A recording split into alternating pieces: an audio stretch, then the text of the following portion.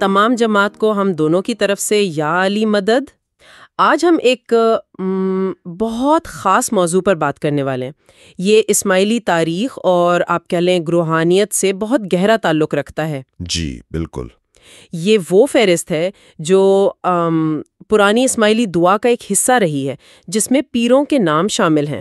ہاں، وہ مشہور فہرست۔ جی، ہمارے پاس جو ماخذ ہے اس کے مطابق اس فہرست میں آپ دیکھیں پیغمبر اسلام حضرت محمد مصطفیٰ صلی اللہ علیہ وآلہ وسلم سے بات شروع ہوتی ہے اور نور مولانا سلطان محمد شاہ تک جاتی ہے۔ کل 49 نام ہیں اس میں۔ بالکل 49 نام۔ تو آج ہمارا مقصد صرف یہ نہیں کہ بس نام پڑھ دیں، بلکہ کوشش کریں کہ اس فہرست کی اہمیت کو بھی تھوڑا سمجھیں۔ یہ کیوں دعا میں شامل تھی؟ یہ روحانی سلسلہ کیا ظاہر کرتا ہے؟ جی ہاں، یہ بہت اہم نقطہ ہے۔ یہ فہرست جو ہے یہ صرف ناموں کی ایک لمبی لسٹ نہیں ہے، اصل میں یہ روحانی رہنمائی کا جو ایک تسلسل ہے نا، اس کو دکھاتی ہے۔ اچھا، پرانی دعا میں اس کا ہونا ہی یہ بتاتا ہے کہ ان ہستیوں کی کیا اہمیت رہی ہے اسماعیلی روایت میں۔ مطلب یہ نسل در نسل چلنے والی روحانی اتھارٹی اور تعلیمات کی نمائندگی ہے۔ صحیح، تو گویا تاریخ کا ایک روحانی نقشہ ہے یہ۔ بالکل، آپ ایسے کہہ سکتے ہیں۔ اس فہرست کو دیکھنا ایک طرح سے تاریخ کے دھارے میں روحانیت کے سفر کو دیکھنے جیسا ہے۔ شروع کرنے سے پہلے شاید یہ بہتر ہوگا کہ ہم یہ واضح کر دیں کہ پیر سے یہاں کیا مراد ہے۔ مطلب اسماعیلی روایت میں پیر کا کیا درجہ تھا؟ ہاں، یہ ضروری ہے۔ دیکھیں، پیر کا درجہ ایک بہت اعلیٰ روحانی رہنما کا ہوتا تھا۔ وہ امام وقت کی نمائندگی میں جماعت کی رہنمائی کرتے تھے، تعلیم و تربیت کے فرائض انجام دیتے تھے۔ اچھا، یعنی امام کے نمائندے کے طور پر؟ جی، یہ وہ ہستیاں تھیں جنہوں نے دین کو سمجھنے اور اس پر عمل کرنے میں جماعت کی مدد کی۔ یہ وہ روحانی استاد تھے جنہوں نے مختلف زمانوں اور علاقوں میں امام کا پیغام پہنچایا اور جماعت کو منظم رکھا۔ صحیح۔ تو اس فہرست میں جو نام ہیں وہ اسی عظیم ذمہ داری کو نبھانے والے سلسلے کی ایک طرح سے کڑیاں ہیں۔ بہت خوب، تو آئیے اس اہم فہرست کا آغاز کرتے ہیں۔ سب سے پہلا نام جو اس سلسلے کا نقطۂ آغاز ہے، حضرت محمد مصطفیٰ صلی اللہ علیہ وآلہ وسلم۔ سبحان اللہ۔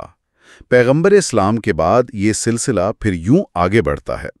فہرست میں اگلے نام یہ آتے ہیں: 2 پیر حضرت حسن، 3 پیر قاسم شاہ، 4 پیر جعفر شاہ، 5 پیر زین العابدین۔ پیر زین العابدین، جی۔ پھر ہیں 6 پیر امیر احمد۔ جی۔ پھر ہیں 7 پیر نور الدین۔ جی۔ پھر ہیں 8 پیر امام دین۔ جی۔ پھر ہیں 9 پیر محمد منصور۔ جی۔ پھر ہیں 10 اور 10ویں پیر غالب دین۔ یہ ابتدائی 10 نام، یہ تو واقعی سلسلے کی بنیاد رکھتے ہیں۔ ان ناموں کو دیکھ کر ہی اندازہ ہوتا ہے کہ یہ روحانی رہنمائی کا سلسلہ کتنا قدیم ہے اور تاریخی طور پر کتنا مسلسل رہا ہے۔ بالکل، اور یہیں سے وہ پیروں کا سلسلہ شروع ہوتا ہے جو پھر نسل در نسل آگے بڑھتا ہے۔ تو اب ہم اگلے 10 ناموں کی طرف بڑھتے ہیں۔ جی ضرور، فہرست میں 11ویں سے 20ویں نام یہ ہیں۔ جی ضرور، فہرست میں 11ویں سے 20ویں نام یہ ہیں: 11ویں پیر عبد المجید، 12واں پیر مستنصر باللہ، 13واں پیر احمد ہادی، 14واں پیر ہاشم شاہ۔ پیر ہاشم شاہ۔ جی، 15واں پیر محمد شاہ، جنہیں ستگرو نور کے نام سے بھی جانا جاتا ہے۔ ستگرو نور، یہ نام تو بہت مشہور ہے۔ بالکل۔ اس کے بعد 16واں پیر محمود شاہ، اس کے بعد 17واں پیر محب الدین، اس کے بعد 18واں پیر خالق دین، اس کے بعد 19واں پیر عبد المومن، اس کے بعد اور 20واں پیر اسلام دین۔ کچھ روایتوں میں انہیں سلام الدین بھی کہا گیا ہے۔ اچھا، یہاں یہ جو پیر محمد شاہ کا نام آیا یعنی ستگر نور، یہ خاص طور پر قابل ذکر ہے۔ یہ لقب ستگر نور خود ان کی روحانی حیثیت اور شاید بر صغیر میں ان کے کردار کی طرف اشارہ کرتا ہے، اگرچہ ماخذ میں اس کی تفصیل نہیں ملتی۔ صحیح۔ یہ نام ہمیں یہ بھی یاد دلاتے ہیں کہ یہ پیر مختلف علاقوں اور ثقافتی پس منظر سے تعلق رکھتے ہوں گے اور انہوں نے اپنے دور میں دین کی خدمت کی۔ یہ واقعی دلچسپ بات ہے کہ کس طرح القاب اور نام وقت کے ساتھ ساتھ ثقافتی اثرات کو بھی ظاہر کرتے ہیں۔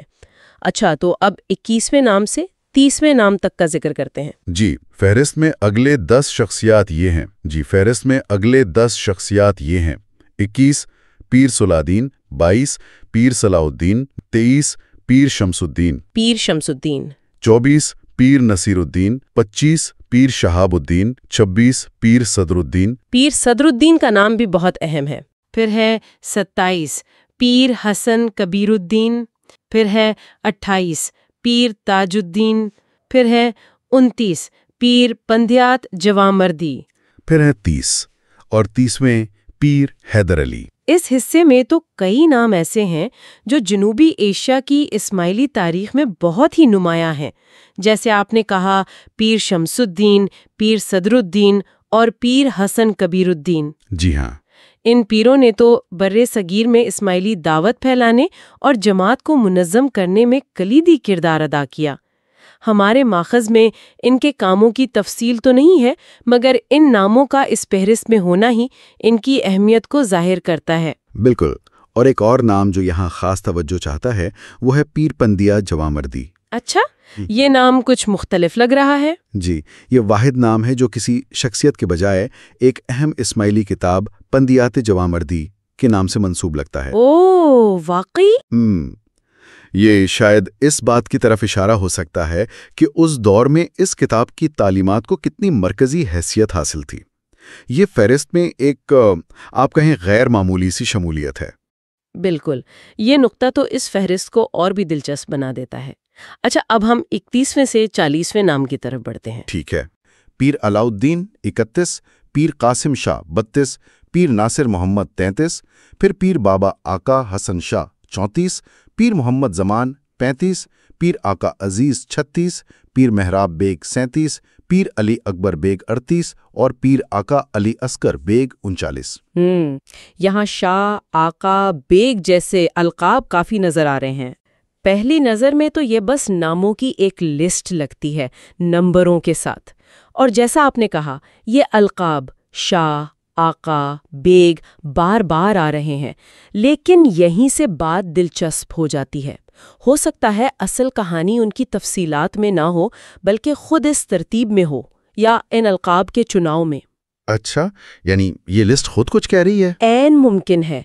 देखे ना, ये अलकाब शाह अक्सर सैयद होने की तरफ इशारा करता है, बेग शायद तुर्क या मुगल पसे मंजर की तरफ, और आका एहतराम का लक़ब भी हो सकता है या किसी खास रुतबे की निशानी भी।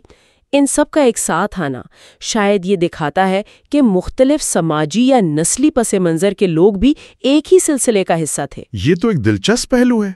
जी, लेकिन ये अभी सिर्फ एक अंदाजा ही है। अच्छा, इस नुक्ते को जहन में रखते हुए आगे चलते हैं।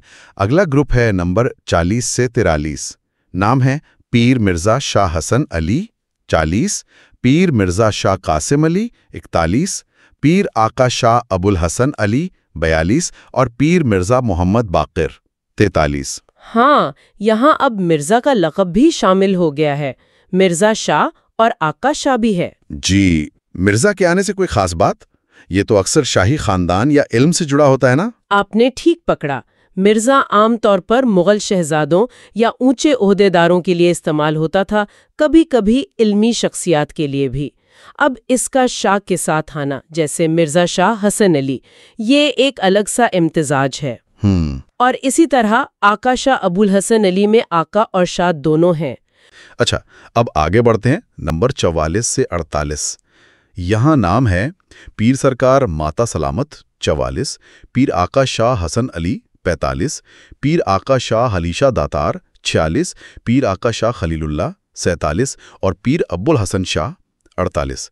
यहाँ तो कुछ बहुत ही अलग चीजें नजर आ रही हैं। जी, नंबर 46 पर अलीशा दातार और 47 पर खलीलुल्लाह। जी, दातार यानी देने वाला।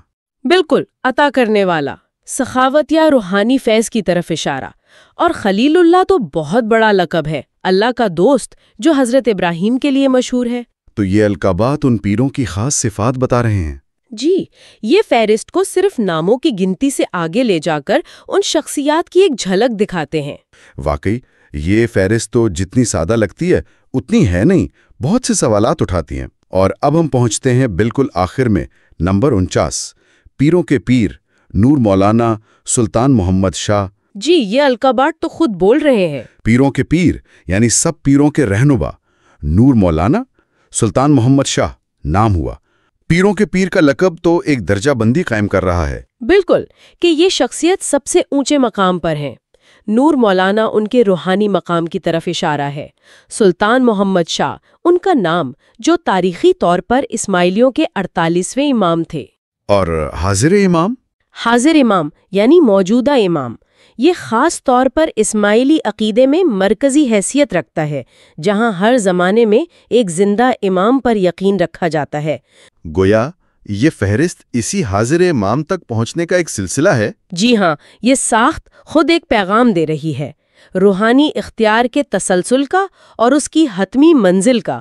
یہ تو بہت واضح ہو گیا۔ اب ذرا اس دعا کو دیکھتے ہیں جو فہرست کے فوراً بعد آتی ہے۔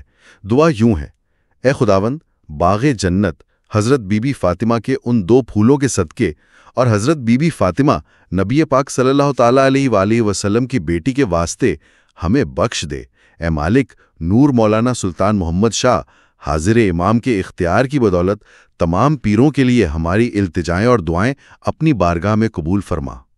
سجدہ۔ یہ دعا اس پوری فہرست کو سمجھنے کے لیے بہت اہم ہے۔ اس کے 2 حصے خاص طور پر قابل غور ہیں۔ پہلا حصہ وسیلے والا۔ جی، بخشش مانگی جا رہی ہے، لیکن کن کے وسیلے سے؟ باغ جنت حضرت بی بی فاطمہ کے ان 2 پھولوں یعنی امام حسن علیہ السلام اور امام حسین علیہ السلام، اور خود حضرت فاطمہ۔ یہ اسلام کی سب سے محترم شخصیات ہیں، تو دعا کا آغاز ہی بہت اونچے روحانی مقام سے ہو رہا ہے۔ اور دوسرا حصہ براہ راست فہرست سے جڑتا ہے، خاص طور پر آخری نام سے۔ بالکل، دوسرے حصے میں کہا جا رہا ہے: اے مالک، نور مولانا سلطان محمد شاہ حاضر امام کے اختیار کی بدولت تمام پیروں کے لیے ہماری التجائیں اور دعائیں اپنی بارگاہ میں قبول فرما۔ کہ ان دعاؤں کی قبولیت کا وسیلہ یا اتھارٹی کسے مانا جا رہا ہے؟ نور مولانا سلطان محمد شاہ حاضر امام کے اختیار کی بدولت۔ اچھا، تو یہ دعا بھی اسی آخری شخصیت کی مرکزیت کو پکا کر رہی ہے۔ جی ہاں، یہ صرف ایک نام نہیں بلکہ ایک فعال روحانی اتھارٹی ہیں جن کے وسیلے سے دعائیں قبول ہوتی ہیں۔ اس دعا کے مطابق یہ دعا اور فہرست کا تعلق بہت مضبوط ہے۔ اور آخر میں وہ سجدہ لکھا ہے۔ جی، یہ بھی اہم ہے، یعنی دعا کے بعد سجدہ کرنا ہے۔ یہ اس دعا کی اہمیت اور اس کے ساتھ جڑے ہوئے روحانی ادب کی طرف اشارہ ہے۔ تو خلاصہ یہ ہوا کہ ہمارے پاس پیروں کی ایک نمبر والی فہرست تھی، اور اس کے بعد ایک دعا ہے جس میں بخشش مانگی گئی ہے، اور تمام پیروں کے لیے یہ فہرست اور دعا مل کر ایک خاص کہانی سناتے ہیں۔ ماضی کے پیروں کا احترام بھی ہے اور حال کے حاضر امام کی مرکزی اتھارٹی پر زور بھی ہے۔ یعنی اس روایت میں روحانی رہنمائی کا سلسلہ جاری ہے اور اس کی ایک واضح شکل ہے۔ کم از کم اس متن کے مطابق تو یہی لگتا ہے۔ یہ واقعی گہرائی سے سوچنے والی بات ہے۔ جی ہاں، اور یہ ہمیں ایک آخری سوال کی طرف لے جاتا ہے۔ یہ خاص ترتیب، یہ القابات، یہ دعا جس میں ماضی حال سے جڑا ہے اور ایک زندہ اتھارٹی مرکز میں ہے، یہ اس روایت یا عقیدے کے بارے میں کیا بتاتی ہے؟ خاص طور پر ایک ماننے والے کے لیے اس طرح کے سلسلے اور حاضر امام پر یقین رکھنے کے کیا معنی ہو سکتے ہیں؟ یہ وہ سوال ہے جو یہ مواد ہمارے سامنے رکھتا ہے اور جس پہ مزید سوچا جا سکتا ہے۔